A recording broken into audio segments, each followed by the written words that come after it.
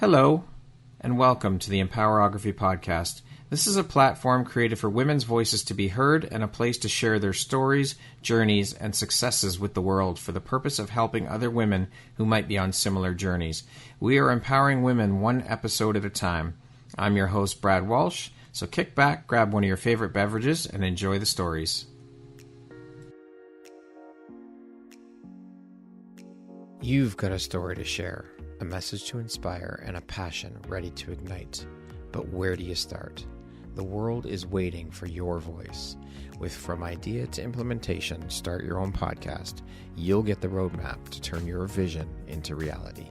This isn't just a course, it's your launching pad. Step by step, we'll break down the process from defining your purpose to recording your first episode so you can finally share your voice with confidence. Stop overthinking it and start doing it. Your voice has the power to connect and lead. Are you ready to use it? Join the waitlist today. Your podcast journey starts now.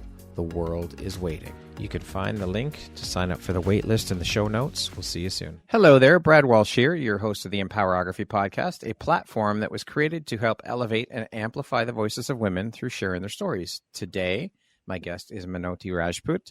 She is an educator, a certified financial planner, a chartered special needs consultant, an author, a speaker, and a philanthropist. Welcome, Minoti. It's a pleasure and an honor to have you here. How are you doing today? I am doing very well, Brad, and I'm honored to be on your podcast as a guest.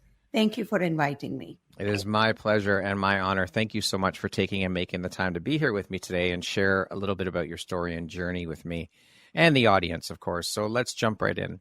Now, what inspired you to become, first of all, a certified financial planner and a chartered special needs consultant? Was there maybe a personal experience or moment that influenced your decision to combine these two powerful fields? I came to the United States in 1980 with an education. I had MBA in finance and banking experience where I did financial planning for business owners while I was employed at the bank in India. But when I arrived in the United States, the banks were not offering financial planning to their clientele. So when I inquired, how do I do that? They said the financial planning is an evolving industry and very few women were participant in that industry. And if I had to learn to be a financial planner, I had to start through the life insurance selling route or a stockbroker. None of them were really something that I was excited about, but reluctantly I started in the insurance industry. And I was very thankful for that because life insurance really helps a lot in business and estate planning per United States law. But it also told me a lot about myself that I did not know before, which was that I had a skill of educating people and make their decisions by understanding what I educated them all about. It wasn't an easy route to go into because I had never sold anything in my life. And here I am thrown into a difficult, non-tangible product where people didn't understand the benefits. But through my skills, I did very well. And later on, I got my security license and I got my CFP designation all within 3 or 4 years of being an immigrant and coming to the United States, a woman in an industry which is male dominant and a woman of color. But 10 years later, I felt after building a practice that I wanted to set apart myself from other advisors and I wanted to be a specialist in something, except that I did not know what it would be. I was always attracted to do something different for women because I always felt that women were always taking a back seat and becoming financially empowered. But I couldn't settle on what exactly I wanted to do until one day, three months in a row in 1989, 3 different families came to me for their regular financial planning, estate planning, retirement planning. And during the fact-finding sessions, I discovered that each one of them had an adult child with special needs, cognitive impairment or mental illness, schizophrenia, or cerebral palsy with retardation. And none of the families knew what would happen to their adult special needs child when the parents would pass away. And that's when I had my aha moment. because my older sister, who lives in England and is a physician, but at that time, even she did not know what her daughter's autism diagnosis meant.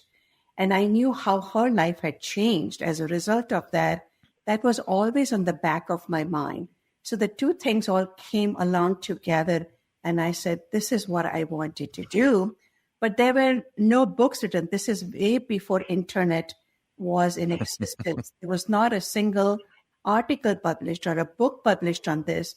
But I found somebody in Boston who at that time had been doing special needs planning for about 7-8 years. We agreed to join our hands. She gave me the basic education, taught me how to do the networking, and the rest is history. And since that time, I have counseled over 2,000 family members in special needs planning. And also, all the mothers who are caregivers for this, how they have to look their planning differently. All of that has happened since that time. Amazing how the universe works and puts in front of us what we need at that time. You were struggling to figure out what path or what specialty you were going to pursue. And here you go. It gets put right in front of you. You can't deny it. It's right there. And it's just incredible the way the universe works. It's amazing. I agree with you that when you want something very badly, the stars in the universe collide and opens up a path or door for you. And I've seen that over and over again. I agree with you. Absolutely. So what drives, motivates, and inspires you to keep going and excelling at all that you do?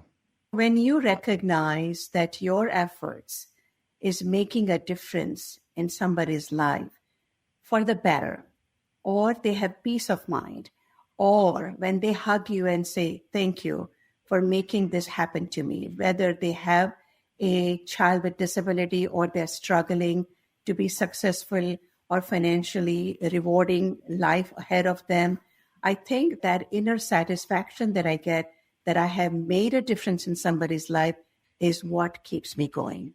It truly is an incredible feeling when you realize that the work you're doing has impact and gives back to humanity in a positive way. So, yeah, it's a beautiful feeling. I agree. How did your journey into financial planning and special needs consulting, how has that shaped the way that you view money, stability, and long-term security for families? I think that money cannot always buy happiness. Money doesn't solve all the problem. But boy, have I ever seen over and over again, having money and planning ahead of time, how that can make a big difference in life. Growing up in my teens, I saw that in my family, and how from being very comfortable because of an error that my father made in his investment strategies and financial planning, how we suffered as a family for a few years. And I've seen over and over again how planning properly can make such a difference, and having that security of knowing that you have can give you the confidence to live a better life. Amazing. Yeah, we learn from experience. That's the best way to learn, right? And lived experience.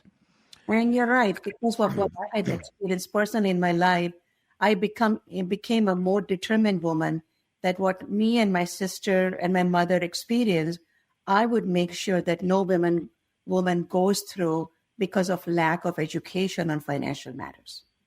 Beautiful. Now, as a financial planner, you're used to helping people plan for the future, but when it comes to families with special needs, the financial landscape, of course, is different. How do you approach planning for these unique situations? Financial planning for special needs families is complex and continues to remain challenging. My first role is to educate them as to what lies ahead for them and their child. And I educate them to tell them that, and they are aware of it, except that they have to come to terms with the fact that this is something that's not going to go away. The child who has a diagnosed disability is going to not be able to take care of themselves or himself or herself, and that they have to plan not just for their child, but they have to plan for themselves first in order to be able to extend the care for their child, which is really planning for 3 people, for retirement, life planning beyond their own lives.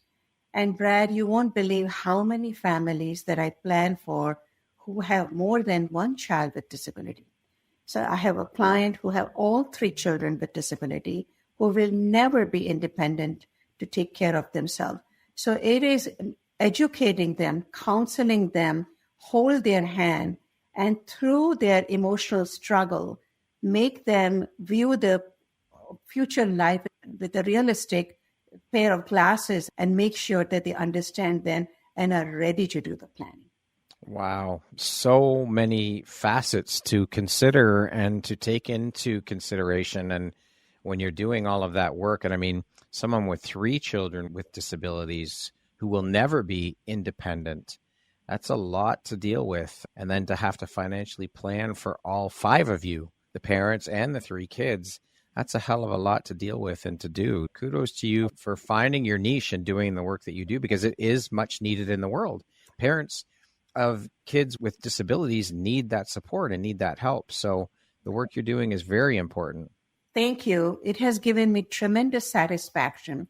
When I sit down on a table with the parents across from me, there's a lot of emotionally, there's a lot of tears that go by, there's confusion. Sometimes they're angry, sometimes they are depressed. So I'm a little bit of a social worker, psychologist, I'm a parent myself, but I'm the most objective person on that table. I have to keep bringing them back to facing the reality and accept what they have to deal with, and then hold their hand gently and guide them through the path of planning. Beautifully, beautiful. How do you balance the need to create a secure financial future while also helping families make sure their loved ones with special needs have the support they need now? I think majority of the parents figure out a few things themselves, but oftentimes they're exhausted mentally and physically because they have not only just the caregiving requirements of the child with special needs, but they have other children. They have their careers. Many of them have parents who are aging and a lot of demands, and they have to live a normal life. So they reach out to other family members, and their parents, siblings are often helpful, but also churches, the support group that they create around themselves. And also you have to reach out and knock on the doors of advocacy organizations, as depending upon the severity of the child with disability, often the government will help you even before your child reaches certain age, which is typically when some of the benefits will start, because the government here looks at that the disability of a child cannot really hinder the basic quality of life of the parents. That support system, I would imagine, is absolutely key. We all need support systems, no matter where we are in our lives or what's going on in our lives. But to have that support is such a key piece. It's imperative. You bet. Recently, when we had the pandemic and the schools closed and the advocacy organizations were there, the parents were still working from home. That was the most stressful time that I have experienced on behalf of my clients, what they went through without the lack of support system. I'm sure, absolutely. What have you learned about yourself then in the work that you do with both individuals and families navigating complex financial and special needs situations? I never knew that I was an educator. And to be able to break down the complexities of these planning and motivate the parents and understand and accept that the planning has to be done is something that I feel that it's a gift that I have and that I give it to them. But I also have this in that I recognizing from the tone of the voice, the expression on the parents' faces, and then I recognize that they're hesitating and not saying or not telling me the full story. But through gentle prodding, I'm able to ask the right questions for them to unload themselves and give me enough information that allows me to guide them properly to do the planning correctly and by remaining objective as well. Again, it's incredible how the universe works. You have a gift that you didn't even realize was there, or maybe you just didn't realize that was your gift. And that's the beauty of the universe. One of the amazing things is that It gives us exactly what we need when we need it. You're It's so so right. powerful. I have been surprised over the years about recognizing that thing about myself. Amazing. In your experience, what has been the hardest part of financial planning for families with special needs, and how do you help them overcome that barrier? I think once they recognize that this is not going to go away and they are open to the education, majority of my practice has been built by doing educational workshop for these families where they come together, they listen to my presentation, which is an hour and a half, and they come for their consultation if they're ready. And then recognizing what their families are. So each family is different from the other in terms of the disability of the child, whether it's autism or schizophrenia or cerebral palsy or Angelman syndrome. Each family has a child with different types of disability. Even they have a general diagnosis of autism. Each child with autism is different from the other. Their financial situation is different, and their family values, their family structure. Like a lot of immigrants have no other family members to fall back on, or their child could be an only child with no other siblings who could fill in the shoes later on. So recognizing each of their family situation allows me to do a customized plan. And then it's not that I'm the only person. It's a partnership with the government programs that they will be qualified for and remain qualified if the planning is done, but also not rely on government benefits alone, because that's never going to be enough. So how to do the planning for themselves, along with learning about the financial strength that they have to build on their platform in order for them to do a good quality of life planning for themselves so that they have something to fall back on for their child in the future. It's teamwork with other such as a good attorney, such as a good chartered accountant, and about the advocacy organizations that they need to know, making them members of that. It's a village that takes care of all of this. I'm not the only one, but I am the director of the plan. I am the lead person who can lead them to all of those things. And it's not a one-time plan. It's a continuation of the plan. Yeah, collaboration is so key in so many facets of life, but especially in this. There, like you said, there you need lawyers, accountants, and everyone has to work together in unity. We're not planners usually. I lead it and bring everybody together and make sure that the planning is done correctly and coordinated with everything else. Beautiful. What are some of the most important tools or strategies that families can implement to feel more financially prepared for the unexpected? The unexpected is a word that it's not just about the financial, but how different things connect down to the financial. So unexpected things that can happen is, and I treat women separately than their family. For a woman, the suddenly being single in your life, divorce, death, that's one thing that can happen. And I find majority of the women, even the smartest of women, professional, they are never prepared for that because they never participated in the financial decision-making process. That's one thing that I deal with constantly. And the other things that I feel that people like to live on a day-to-day basis and not really think ahead of what can happen tomorrow that they need to take care of today. But also, death and disability are emergencies, but losing a job, being laid off, or a family member getting sick that they are not prepared for. But Brad, recently, look at the people who have lost their homes in Los Angeles, or flooding or earthquake. What do you do? You know, when I found out that 5 family members in my neighborhood in Michigan, I'm not even in a fire zone or earthquake, but they lost their homes because of an electric shock or a lightning. And my husband and I prepared ourselves by creating a duffel bag and put in there, because if somebody knocks on your door and says you have 5 minutes to get out of your house, what are you going to take with you in your pajamas in the middle of a Michigan winter?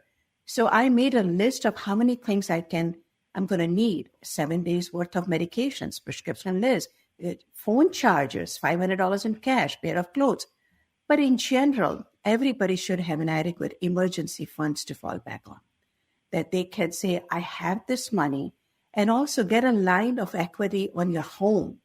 You may never use it, but you have that in case you have to fall back on, so that you don't have to cash in your retirement plans, pay taxes, and break in your investments at the wrong time. So there are a number of things one can do to fall back on for unexpected things. Amazing advice. Thank you, Minoti. Legal documents, power of attorney, all of those become part of planning. For sure. As a professional who works in both financial planning and special needs consulting, what do you see as the biggest gaps in knowledge that people often have when it comes to both of those things? I think that most people forget that planning has to be done assuming that you could die early, but also that you could live a very long life and could outlive your money. And then for special needs families, you have another person who relies on your doing the planning for yourself, but your special needs children or child's life will not have a quality of life if you don't do that planning. So one has to understand and be prepared for untimely death or disability, but also living too long. See, a lot of things people don't even think about. And that, wow, it's that's a lot to do and think about. Yes. What is one piece of wisdom that you wish you could give every parent or caregiver of a child with special needs when it comes to planning their financial future? Start as early as you can. People struggle emotionally in the initial stages of their life, just like anybody who has sudden shock of having something unexpected happen. They are firstly remorseful. They're emotionally paralyzed because their life is completely changed because of the birth of a child for whom they cannot dream of all the things that they want. My child will graduate, go to college, get married. That's not going to happen. Their dreams are shattered. But once they accept it, there is still anger. They are not able to move forward to create a plan for them. So I educate them that start as early as you can, and then also learn to separate them as early as you can. Don't wait for them to become independent until you are retiring, until you die. Your children are emotionally fragile with special needs. If they are so reliant on you, remember when you're sick, you cannot take care of them. And to move them to an independent home or a group home, it's really traumatizing for them. So try to do that as early as you can. And the other thing is, yes, they may need a lot of planning. They may need more money than you can afford. I always tell them, do the best you can. Your planning is not going to be like somebody else's plan. Your planning has to be catered to what your ability is financially, emotionally, and in general terms.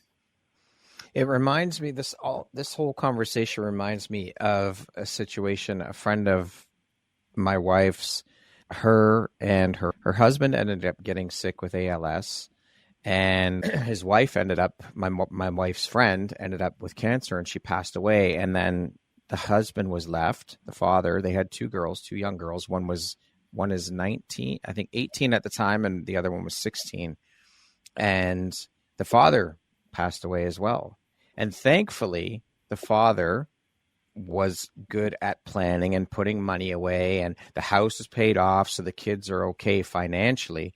But there's still loss of not having parents, which far supersedes any money losses, because you can't bring them back. There's no amount of money that can bring your parents back. So not only are they dealing with having to fend for themselves, thankfully, again, the parents were smart enough to plan for the future, but their parents aren't there anymore. And that at such a young age, that's got to be heartbreaking and so tough to deal with, in addition to losing their father to ALS and their mother to cancer.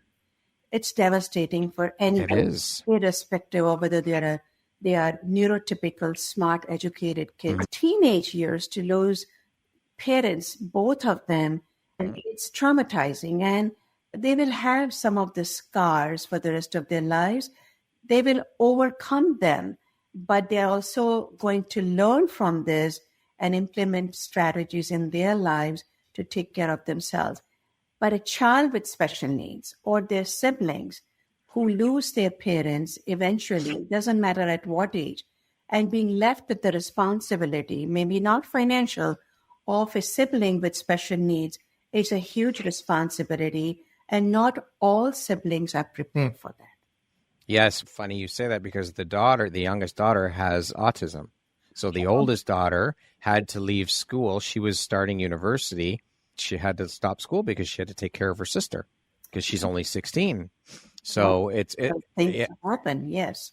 Yeah, horrible. But at least, now again, this is no compensation for the incredible loss, but at least the parents were smart about and financially prepared for the kids should something happen. Of course, they didn't do that thinking it would happen so early, but at least the preparation was done. And so the kids that's one less thing for the kids to worry about. But they also have to learn, now I have to learn how to pay bills and all of these things and take care of the house and all of that. It's a huge responsibility. You, at that time, because you are so young, you may not have, you suddenly had life experience, but you may not have the maturity to deal financial matters. You're legally not competent. So relying on other family members, they have to be worthy to be able to do that. And now think about it. If they didn't have the money, how would it be? Oh, it'd be financial security is such a blessing to be able to solve other life problems. For sure. Yeah. Absolutely agreed. What would you say are the three most important lessons that you've learned in your career or journey as a financial advisor? I think the most important lesson that I have learned is that the only thing constant in life is changes. Changes will take place and put you completely out on a different path. So rather than fighting it, accept the changes, make changes in the plan, and instead of creating negative energy by fighting it, accept them and find a different path to reach your goal, whether it's personal or in profession. The second thing that I had learned is that for all my clients, I educate them, I create a plan for them, I hold their hand, I help them implement it, but their participation and continuing with the plan is the utmost thing for their financial success. I cannot take the responsibility of their successes if they are not going to participate and stick to a plan, which oftentimes people don't do that. So I can do the best I can, but I cannot be held responsible alone for their successes. The other thing that I learned was that what really helped me get the success and put me on the map as one of the successful advisors in the country is coming up with a niche. But in order for me to be a specialist, I had to be a very competent, knowledgeable fundamentalist, be a very strong in my comprehensive planning ability in order for me to build the specialization on the platform of my comprehensive planning. So the two favorite specializations, I have dedicated the last 35 years of my 45-year career in special needs planning. And my second favorite is to provide financial empowerment and educate women on being successful in financial planning. I love it. And that is so needed in the world, both of those things. So again, kudos to you for finding your purpose and for putting yourself out there to do that work to help and impact other people's lives. Now, in speaking of financial success and financial planning, mindset obviously plays a huge part and can be a barrier to financial success. How do you help your clients, the women that you work with, identify and overcome limiting beliefs or mindset blocks that may be hindering their wealth building journey? This is true for both men and women. But when I talk to them, when sit across from me, I pick up the clues from their body language, the few things they say here and there, the women looking at the men for answers, not feeling confident in speaking. But there are so many examples for a husband to say he doesn't believe in life insurance, or he will say, I don't believe in paying fees for planning, or I want to take charge of my own finances. My wife, I'm going to always educate her, but So there are things, and they will say, some of them men have said that I only want to work with men, not women. And the woman wants to Wow. work with women. And you see all of this, and then you just have to, even doesn't matter how I feel emotionally at that time, I control my emotions and I smile and I swallow my ego and my pride and I pet both of them and then gently say, this is how it has to be. It's not your planning, husband or wife. It's for the best interest of the family and how you can accommodate each other, swallow your pride or lack of education, and I lay out the rules and why it has to be in certain way. Some people come along, and sometimes I'll get a phone call from the wife and say, it's very important for me, and I want to work with you, and I'm going to make sure my husband comply. Actually, my education to the woman is, how do you feel empowered at any given day? I want, whether you are a homemaker and don't work outside your home, or you're a financial contributor, I want you to close your eyes and say, if my husband passes away or my partner passes away today, how financially secure I am today? What are going to be resources for my income? Where is it going to come from? And how do I derive income from there?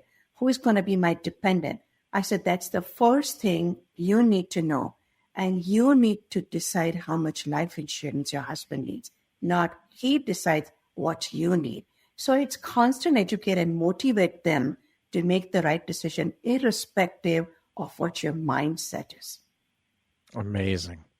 Now, of course, speaking about all of this and financial empowerment, financial literacy is empowering. So how do you prioritize financial education in your practice, and what steps can individuals take to enhance their own financial literacy? It's an ongoing thing. Today, there's a lot more information available, but how do you extract that information and what is good information, what is complex, what is not good information? So it depends upon how I meet them. My entire practice is based on my getting clients for my workshop that I've done, women and finance seminars, retirement for people who are approaching retirement, and special needs. Educating, it starts there, getting them the information. So I know that it overwhelms them, it confuses them, but I give them consultation and I tell them what they can read and what they can do to educate themselves. It may be the most important thing. Start with learning about your own money. Read your statements, whether it's your 401k. Learn the employee benefits of your company, what benefits you get, how to do the very best. And even if you don't know which stock is doing well and why you should have that, I think your education starts with learning about your own finances, your income, your expense. And I may repeat this again, even in our conversation. I educate them. The financial security comes from telling your money where to go instead of asking where it went. Learn about your own money and build on that. But once you get the hang of it, understand what a mutual fund is, what an exchange traded fund is. And I hold regular sessions for my existing client, my company, my two partners. They hold annual sessions for all our existing clients and telling them what has happened in the market that impacts your portfolio. And we have regular review sessions and educating what their planning is, what needs to be changed. And we take an inventory, or we take into account how changes in their family and market will impact them. So telling them what to read and hold their hand and educating themselves. Education is key. Instead of telling your money where to go, telling your money where to go instead of asking where it went. I love that. That is brilliant. That's one of my favorite quotes. I love that. Now, financial literacy is a global concern. Everybody can, of course, improve and learn more. How do you contribute to financial literacy initiatives, and what steps can individuals take to enhance their financial knowledge and decision-making capabilities? Brad, I can separate men versus women here, because majority of the men believe that it's their responsibility to take charge of the finances in their family. But I began doing webinars for women during the pandemic. And I asked my daughter, and my two daughters are both professionals, and they are in their early 40s. And I said, what is their experience with their friends? Because my two daughters, because they are the daughters of a financial planner, I sort of put a fear of money in them very early on, not being afraid of that, but afraid of not learning enough and making mistakes. But my daughters educated me on their generation that it's not that they don't want to, but because a lot of the women are in charge of their child raising as well as managing their own careers, it's easy for them to turn around and tell their male counterpart and partners and say, can you handle this? And I get that. But I have in my practice, I've educated the parents or the couples that they have to do this together, which is in their best interest. And every single day, I would say, you start with what happens if one of you pass away, what is the responsibility of the other parent? And then start with cash flow statement and work on it on a regular basis. If you don't know how much you're making and how much you're spending, how much you're giving to the government, and how much you're putting aside, if you don't know what you're spending today, how will you know what you're going to need later on? When I have done workshops for retirement planning, the audience is above 55 up to 70. It's a homework that we give them, do your cash flow. And Brad, you will not believe 95% of them have never done a cash flow statement. I would believe it. And this is what takes them the longest to come to terms. They don't know. And they will ask me questions like, I charge everything. Can I just give you how much our charge card is per month? I said, no, you have to break it down. How much towards housing, how much too much food, entertainment, insurance, all of it. You need to categorize. This is the hardest task they do. This is where it starts. And you have to do. And I tell them every year, do a net worth statement. January 1st, you take a look at on December 31st, what was the value of all your accounts? And your goal is to increase your net worth so that you know that income that you will get from your assets is adequate because it has to continue to increase with inflation. So these are conversations that I have on a regular basis. This is what I teach people when I do educational sessions. And it's my attempt to continue to do that so that it's instilled in their brain. Minoti told us to do that. It's funny. Some of my clients will come back and say, we were on vacation and I really liked this picture and I wanted to buy it. And my husband looked at me and said, I wonder what Minoti would say. You burn that into their brains. I love it. That's part of your job, though, to help them. So amazing. What do you think your unique skill set or superpower is that's helped you become successful? I think that I'm a very determined and organized person. I'm a doer. And I'm very much like every immigrant person in this country who is just determined to be successful and have the zeal and energy that they want to use. They have a goal that's set up and then they work on it constantly. But I have this innate ability to look into the future and do whatever it takes to implement it today. I don't want to wait for tomorrow to do it tomorrow. I visualize that what I'm going to need. And my husband is an engineer. He's very methodical, but he's a today's person. But together we have learned, and my daughter, same thing. Look at it, what's needed tomorrow and start implementing today, but be flexible enough to make changes because you cannot control the changes. And that's one thing that has helped me both in my personal life as well as in my career. Love it. Now, speaking of success, how do you define that word? What does success mean to you? That's not a very easy question. No. Because success is measured with a different yardstick by different people. For me personally, it's a culmination of a few things together.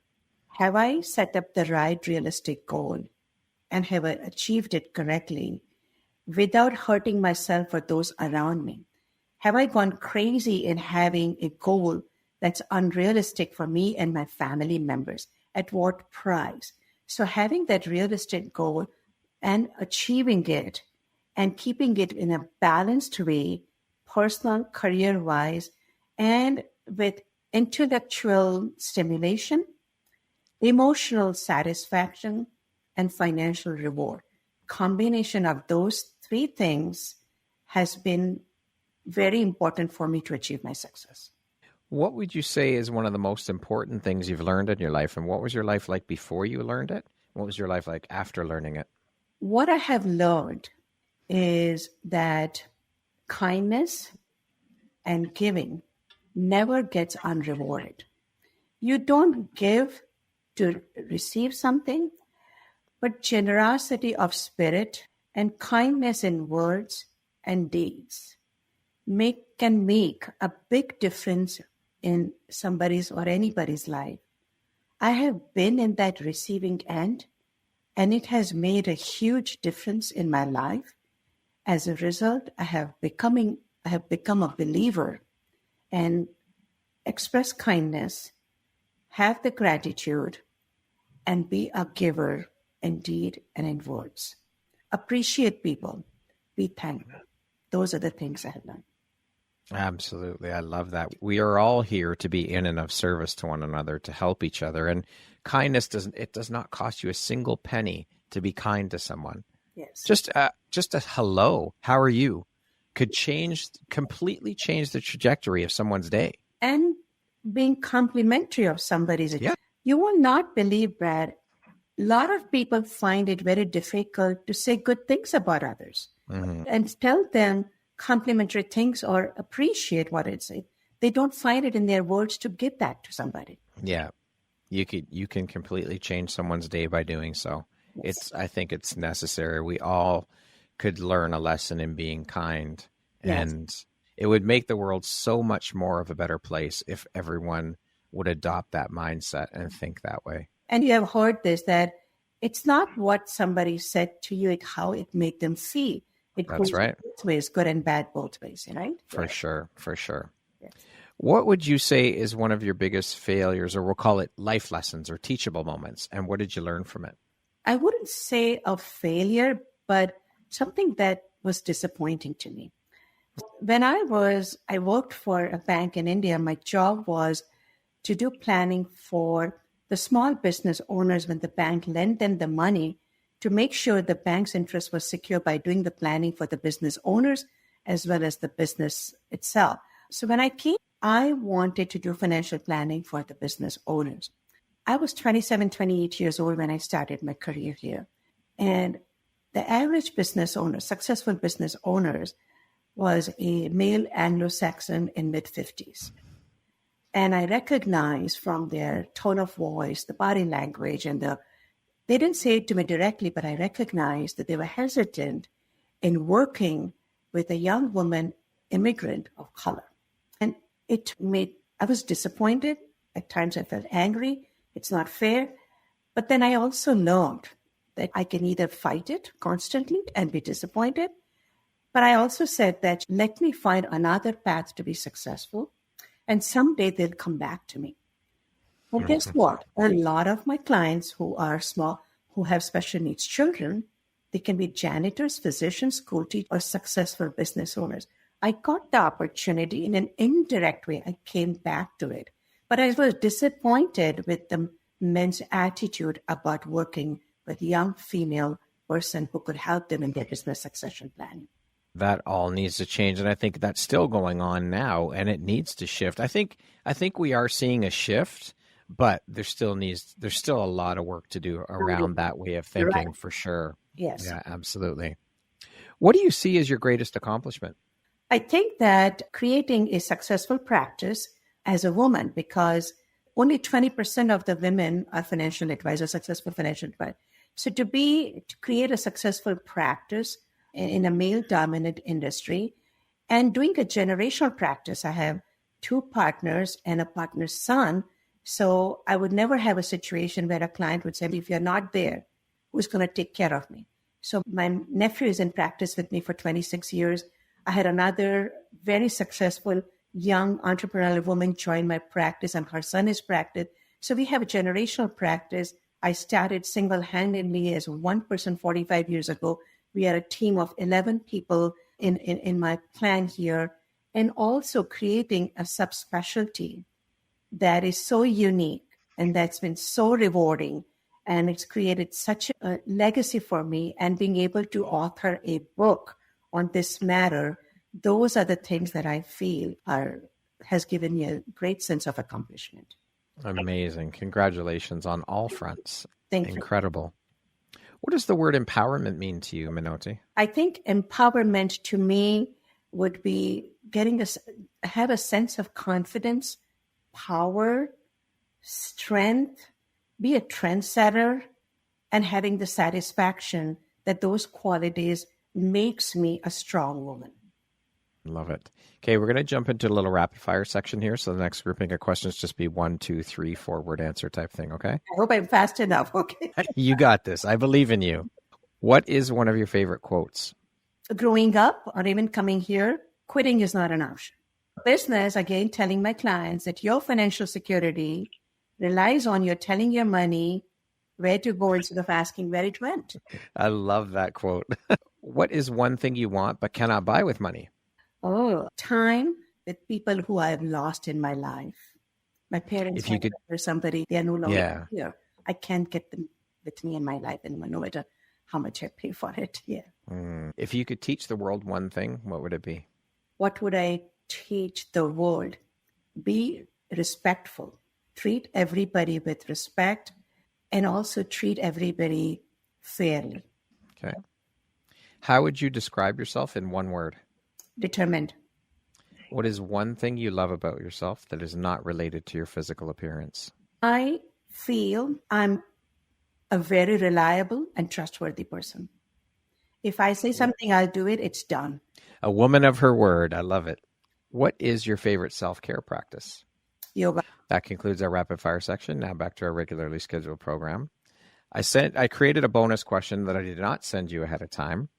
If you could take one feeling or one belief and bottle it up and give it to people, what would that be, Minoti? Know yourself, love yourself, and do not live with bitterness. Be grateful for all the things that you have in life, and do not keep looking in the back and live in regrets. Love it. What is one lesson that your career has taught you that you think everyone should learn at some point in their life? What it has taught me is to be patient, be a giver, but be objective and tell them the way things are. Don't sugarcoat it. Tell them what it is, because people will respect you for being honest, and they will do what you're telling them to do because you have been honest with them. Excellent. If you could step into my shoes, what question would you have asked yourself that I didn't ask you? What's the future plan? What do you think you will do when you can no longer work? Okay. So, I'm not going to be here forever, but I feel proud in the fact that I have created the legacy in my firm. I want them to continue to do special needs planning, and I will continue to serve that population. I serve on 2 nonprofit organizations that provide services for the special needs in the board, and I will continue to educate women and making them empowered on financial matters. Amazing. What is your why, Minoti? Why do you do what you do? My why is also a question. Why there are only so few women in financial wealth management industry? There are more women in medicine and engineering and technology than ever before, but still not in wealth management as much. Why don't we teach our children cash flow management and money, respecting money early on? Why is it still not happening? Those are my questions on why. And I continue to make a difference in people's life on money security, because it does solve a lot of problems. For sure. And those are great questions. Absolutely. Things need to change. More women do need to get involved in that industry, for sure. Yes. And educate themselves on financial matters. Absolutely. Yes. What is one thing you know now that you wish you had known when you first started your entrepreneurial journey? That I cannot change things. I have to accept the changes. I cannot keep fighting things constantly because laws change, people change, the environment that we live in changes. You have to be flexible enough and mold yourself and not fight it and create negative energy so that you can continue to do what you do and make a difference in your personal life or those around you. Love it. If you had the opportunity to sit down and have a 1-hour conversation with one woman, any woman in the world, who would it be and why? I have always appreciated strong women who know how to say what they say, women who do what they say they will say, and continue to make a difference. People don't always like them because who they are. They're strong women. I have respected a lot of women. I grew up in a country with Indira Gandhi as a prime minister. I have admired Golda Meir. I have admired Ruth Bader, who was the Supreme Court. But one woman stands out is Margaret Thatcher. She was the Iron Woman. And what a difference she made. And I wish I had some time to just sit down with her. But reading about her and knowing all the things about her, I wish I had an opportunity to be with her, watch her. Powerful woman, for sure. The Iron Lady. Yes, absolutely. If you could go back, Minoti, and give your younger self one piece of advice, what would that piece of advice be? Don't be in a hurry. Be patient. And sometimes take a pause because life can go by very quickly. Don't regret things that you cannot do. There will be opportunities in the future, but don't lose that objective or don't move away from the goal that you have set. But be patient because things sometimes takes time to achieve it. And make sure that you don't lose your sight of the goal. Patience is absolutely key, 100%, and especially in the entrepreneurial journey. Yeah. And my gosh. I've always been an impatient person, but I'm married to a person who is very patient. He keeps the balance in my life. I love that. Lastly, Minoti, if you were to deliver your last 30-second speech to the world, your tribe, your people, your corner of the world, what would that last 30 seconds sound like? What words of wisdom would you impart? I think something that I just said not too long ago, that live the life to the fullest. Every single day counts. Do not dwell constantly. As much as you plan for the future, live for the moment also. Life is about balance. Appreciate your generation above and generation below. And also, do not live with regrets. Count your blessings and be thankful for all the good things that have happened in your life. Have gratitude. Beautifully said. Wonderful way to end the interview. Minoti, thank you so much for taking and making the time to be here with me today, for sharing a little bit about your story, your journey. It has been an absolute pleasure. I have enjoyed every minute of our conversation, and thank you for sharing your wisdom and knowledge. Would you mind letting the audience know where they can connect with you if they want to learn more about you, the work you do? The name of my company is Secure Planning Strategies. And our website is www.spsfinancial.com. And I can give you my personal phone number, 248-909-1245. My office number is 248-827-2580. And my work email address is mrajput@spsfinancial.com. Beautiful. I will put all of that information in the show notes as well. Once again, thank you so much for being here. It has been an absolute pleasure interviewing and speaking with you. I'm honored, and I really appreciate you continuing to do your work and bringing in women of substance and allowing the world to recognize them. Thank you so much. Thank you. Thank you. Once again, my name is Brad Welsh, host of your Empowerography podcast. Today, my guest has been Minoti Rajput. She is an educator, a certified financial planner, a chartered special needs consultant, an author, a speaker, and a philanthropist. Thank you so much, Minoti. I hope you have a beautiful rest of your day. Thank you very much, Brad. You as well. Thank you very much for listening to this podcast. If you haven't yet, please be sure to subscribe, rate, review, and share with all your friends. You can find me at visuphoria.ca and follow me on Instagram at Empowerography Podcast and on Facebook at Empowerography. Please join me next time for another inspirational story from yet another amazing woman.